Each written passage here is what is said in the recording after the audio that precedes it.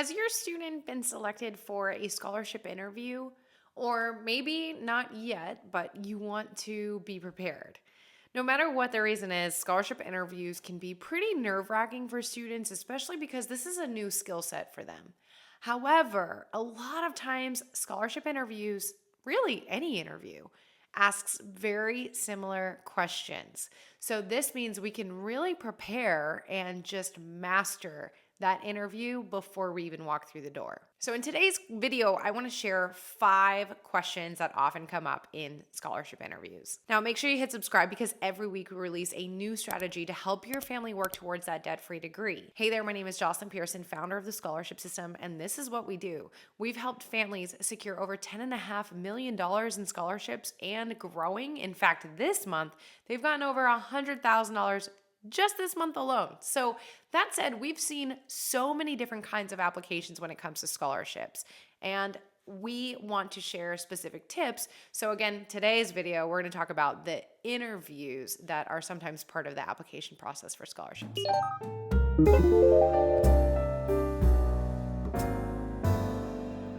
Now, I do want to say that being asked to participate in an interview is pretty often outstanding news. That means that your student is probably a finalist for a prestigious scholarship, or at least one that is a decent amount of money. Usually the smaller ones or the easier ones won't necessarily ask for a scholarship interview. So this is an honor. That doesn't mean that it's any less anxiety inducing for a student, which is why preparation can make it so much easier. Now, I don't want to make it more nerve-wracking, but also preparation's important because a lot of money could be on the line. Now, every interview might show different questions because every organization has different priorities, but there are a few questions that often show up. So with these questions, I do recommend going over them with your student, preparing for them, because then when they walk in, they will be able to answer these so much better than other students.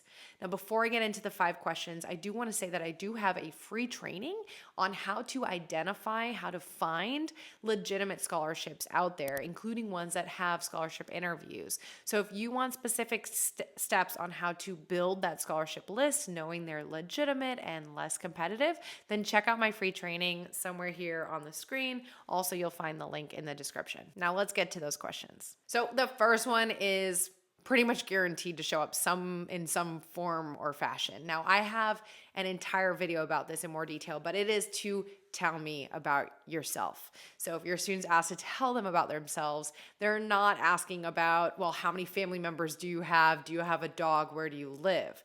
So again, I have a whole video specifically to this question, so we will link to that in the description. But really what we want to do, just a very quick sky level view, is to highlight main points on the resume and in our life, in our experience, that align with applying for the scholarship, attending college, and our career beyond. So again, check out that other video where I go in more depth, but this question is a common one and it's important to prepare what we want to talk about so that we don't get into the weeds on things that are just not important. The second one, again, a very common one, is can you tell us a time that you've overcome adversity, or name a time you've overcome a challenge?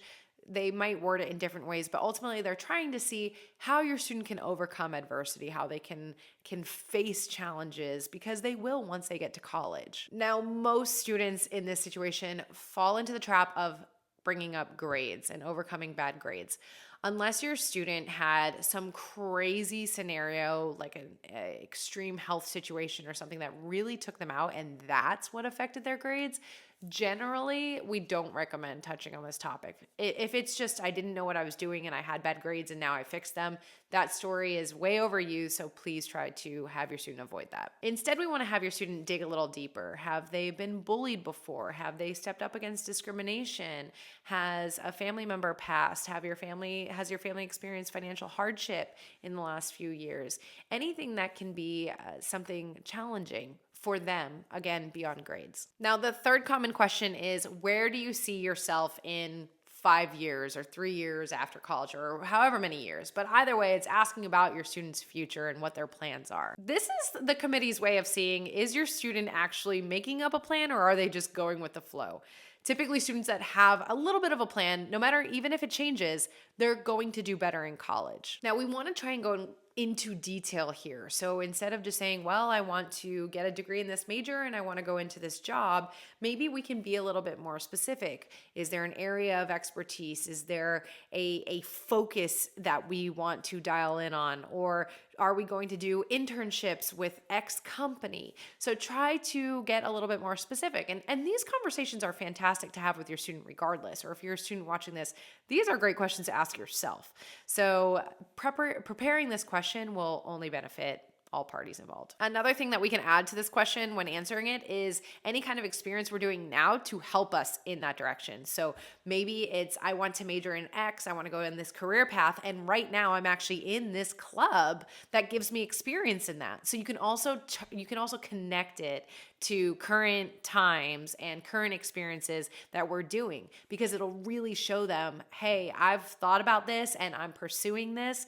Again, even if it changes, they love just to see that your student's thinking about the future and trying to make a plan. Number 4 is, how do you plan on spending this money?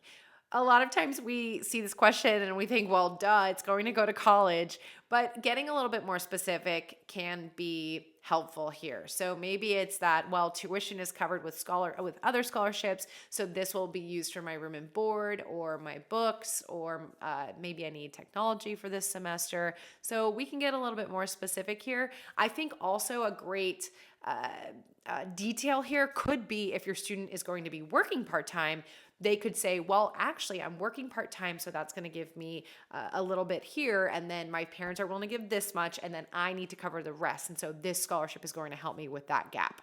So that's not just saying, hey, it's going to pay for college. It's showing, hey, I have this kind of 3-bucket plan, and this is what I'm hoping to add into the scholarship bucket. Okay, the 5th question, and this I see not just in the interviews, but in essays as well all the time, is, why do you deserve this scholarship? For here, students steer clear of GPA, because most students will have, I mean, each school has a different kind of curriculum with coming up with GPAs, but we want to go a lot more in depth than that. We want to go back to even thinking about the answers in our previous questions.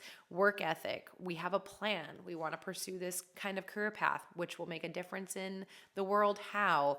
It's my willingness to meet challenges head on. Any kind of past accomplishments that show I'm dedicated to this field. I just need the money. So whatever we can do to show, hey, if you give me this money, I will take it and I will turn it into success. That's really what we want to say with whatever examples we can pick out for this question. So now do me a favor. If your student has had an interview, let me know in the comments what questions they received that I did not cover. And if you have been doing interviews, if you've been doing prep with your student, have you seen any of these questions? Was this helpful? Again, let me know in the comments. They always give me feedback, and then maybe I'll choose from some of them for the next video. So let me know below. So just to recap, remember that a key to a scholarship interview really is coming in prepared and confident. They understand students will change their minds with career paths, but really just seeing that the student is making an effort, that they're trying to plan, that they're thinking about their future, that will help them. So taking the time to brainstorm just some bullet points for these 5 questions will guaranteed improve your students' chances with these scholarship interviews. In fact, in the scholarship system, in our online course, we have an entire lesson all around interviewing, as well as video essays, right? The skill sets that go into this. If you want to learn more about that, you can check out the links in the description as well. And also don't forget about that free training if you're wondering, how do we even find scholarships to apply to? All right, again, this is Jocelyn with the scholarship system. Make sure you hit subscribe, because every week we release a new strategy, but I'll see you in the next video.